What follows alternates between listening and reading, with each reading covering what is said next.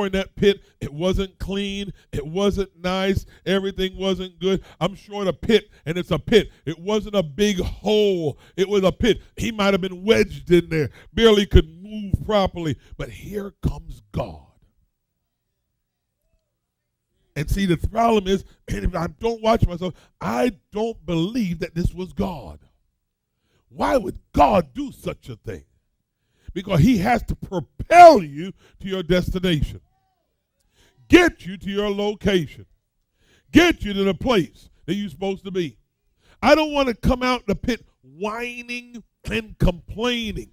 I want to come out the pit just thanking him, because you know what? They said they were going to kill me.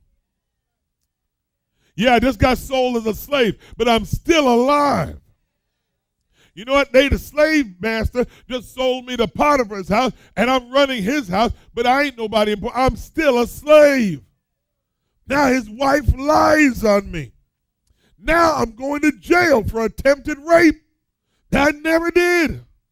And 13 years later, I come out of the pit, leave the jail.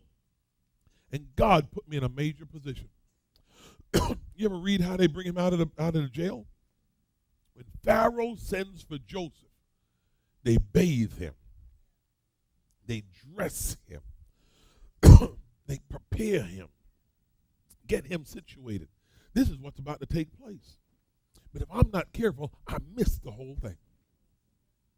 I miss it. I fell down the stairs. Forgive me. Hurt my leg and my back severely. I'm all upset now. Now I've got to miss my job. They're talking about releasing me. Why would God put me in this terrible position? I need to hit that floor at the bottom of that staircase and say, Kairos. Something has just happened between heaven and earth, and I need to grab this thing. Because I can understand that my footsteps are ordered by the Lord.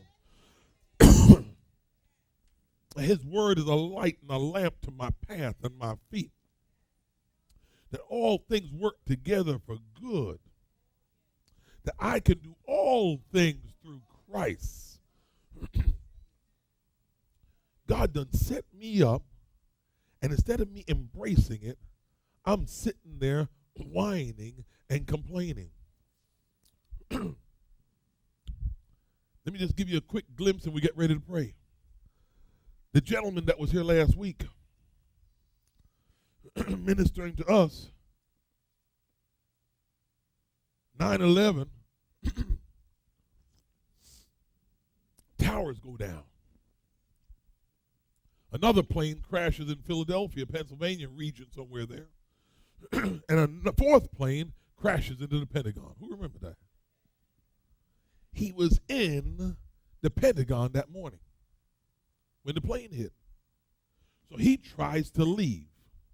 As he's trying to leave the facility, someone shouts at him and says, "Don't leave."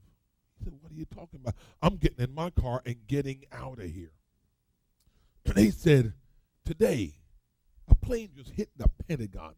They say to him, "Today just might be your day."